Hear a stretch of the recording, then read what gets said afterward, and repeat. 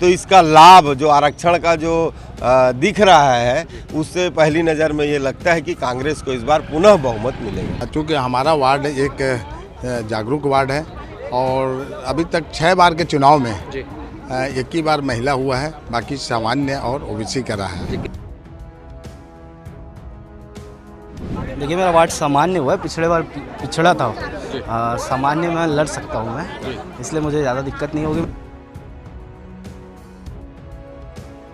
आज अनुसूचित जनजाति के लिए आरक्षित हुई है और मैं बहुत ही खुश हूँ। संगठन यदि चाहेगी तो निश्चित तौर पर मैं चुनाव लड़ूंगा और चुनाव जीत के आऊँगा, ऐसा मुझे पूरा विश्वास है।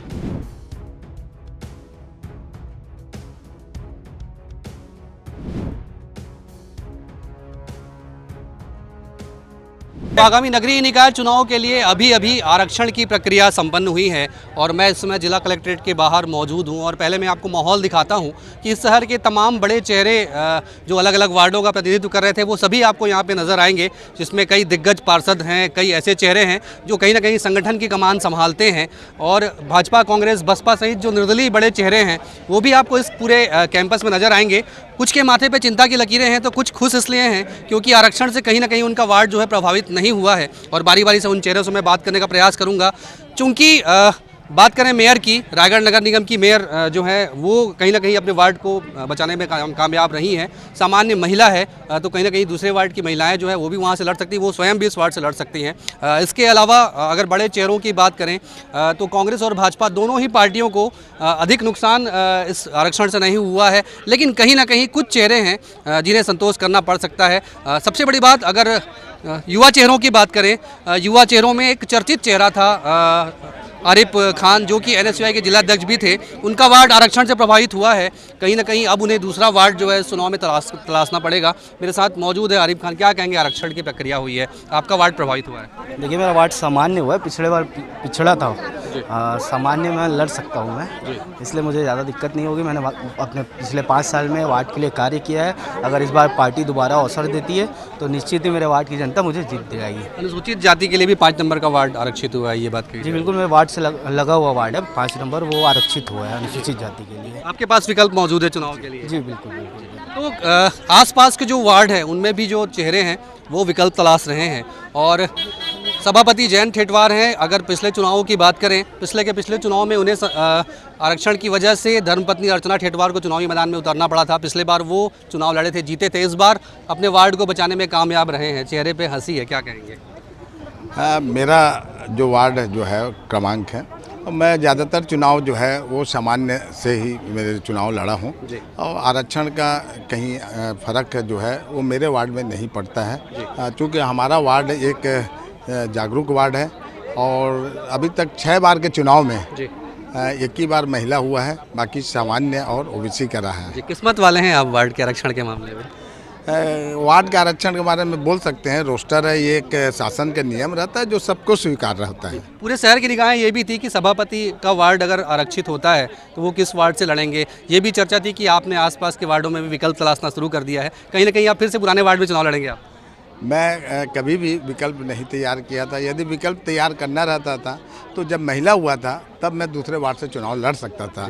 मैंने उसी वार्ड को चॉइस किया और उसी वार्ड से मेरी पत्नी को चुनाव लड़वाया था। कांग्रेस के एक दिग्गज पार्षद रहे हैं दयाराम धुर्वे, जो कि लोकसभा चुनाव में भी उन्होंने दावेदारी की थी। पिछले बार आरक्षण की वजह से और टिकट वितरण की वजह से कहीं ना कहीं उनका वार्ड प्रभावित हुआ था, चुनाव नहीं लड़ पाए थे। 5 साल संगठन की कमान उन्होंने संभाली है। इस बार इनका वार्ड अनुसूचित जाति के लिए फिर से आरक्षित हुआ है और अनुसूचित जनजाति के लिए वो चुनाव लड़ पाएंगे। मेरे साथ मौजूद है, क्या कहेंगे, आरक्षण आपके पक्ष में है? बिल्कुल निश्चित तौर पे आरक्षण जो है, जो वार्ड नंबर 5 हमारा पुराना वार्ड हुआ करता था, आज अनुसूचित जनजाति के लिए आरक्षित हुई है और मैं बहुत ही खुश हूँ। संगठन यदि चाहेगी तो निश्चित तौर पर मैं चुनाव लड़ूंगा और चुनाव जीत के आऊँगा, ऐसा मुझे पूरा विश्वास है। तो तैयारियां काफ़ी अच्छी हैं और उत्साह से लबरेज चेहरे हैं वो नज़र आ रहे हैं और आपको तमाम चेहरे यहाँ पे नज़र आएंगे, चाहे वो संगठन की बात करें, पूर्व संगठन की बात करें, पूर्व महापौर जेठूराम मनहर, हालांकि उन्होंने कांग्रेस से इस्तीफा दे दिया है लेकिन वो भी यहाँ पे मौजूद है, उनसे भी मैं बात करूँगा। कई वरिष्ठ चेहरे हैं भाजपा कांग्रेस के, वो भी यहाँ पर मौजूद हैं, बारी बारी से बात करूँगा। लेकिन पहले मेयर जो है यहाँ पे मेयर मौजूद हैं, उनसे मैं बात करता हूँ। कांग्रेस संगठन के अध्यक्ष, उनसे भी हम बात करेंगे। क्या कहेंगे, आरक्षण की जो प्रक्रिया हुई है, आपका वार्ड कहीं ना कहीं प्रभावित नहीं हुआ है। पूरे शहर की निगाहें थी कि अगर मेयर का वार्ड प्रभावित होता है तो क्या होगा? मेरे वार्ड का अभी प्रभावित नहीं हुआ है, सामान्य है, महिला पुरुष कोई भी लड़ सकते हैं। अब देखो संगठन अगर विश्वास जताती है हम पे तो दुगुने जोश के साथ लड़ेंगे और शहर विकास में हमने बहुत काम की है, तो वर्तमान में अगर मौका मिलती है तो ज़रूर शहर विकास को एक नई ऊंचाई देंगे। आपने बहुमत के साथ जो 25-26 पार्षदों की टीम बचाई थी, अधिकांश पार्षदों के वार्ड जो हैं वो आरक्षण से प्रभावित नहीं हुए, क्या लगता है पूरी मजबूती से उतरने का मौका मिलेगा फिर से मैदान में? जी, पूरी मजबूती के साथ मैदान में उतर के काम करेंगे, चुनाव लड़ेंगे और बहुमत के साथ इस बार भी हम निगम में बैठेंगे और शहर विकास को प्राथमिकता के साथ काम करेंगे। तो मेयर के सिपा सालारों की टीम है वो कहीं ना कहीं इस आरक्षण से प्रभावित नहीं हुई है, इसलिए वो उत्साह से लबरेज नज़र आ रही हैं।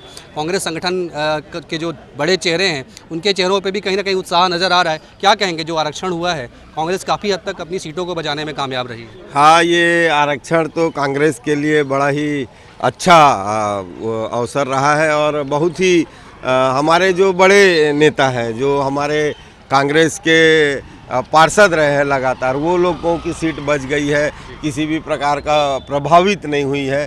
तो इसका लाभ जो आरक्षण का जो दिख रहा है उससे पहली नज़र में ये लगता है कि कांग्रेस को इस बार पुनः बहुमत मिलेगा। कुल मिलाकर अगर आरक्षण की बात करें तो बड़े चेहरे, चाहे बीजेपी की बात करें या कांग्रेस की बात करें, वो अपने वार्डों को बचाने में कामयाब रहे हैं और निश्चित तौर पर इस बार कांग्रेस पार्टी के हित में लगता है कि ये नगर निगम चुनाव रहेगा। पार्षदों की संख्या निश्चित तौर पर अधिक रहेगी। तो आरक्षण की प्रक्रिया लगभग संपन्न हो गई है और सभी दिग्गज पार्षद हैं अब वो चुनावी तैयारियों में जुट गए हैं। हालांकि टिकट वितरण के बाद क्लियर होगा कि टिकट किसे मिलेगी किसे नहीं मिलेगी, लेकिन जो पार्षद हैं और जो छाया पार्षद हैं उन्होंने अब फिर से तैयारियां शुरू कर दी है, क्योंकि सीटों को लेकर जो सस्पेंस था वो खत्म हो गया है आरक्षण के बाद। तो फिलहाल भाजपा और कांग्रेस दोनों ही पार्टियाँ आरक्षण को अपने पक्ष में बता रही हैं। कैमरामैन जितेंद्र सोनी के साथ अविनाश पाठक, IB24 रायगढ़।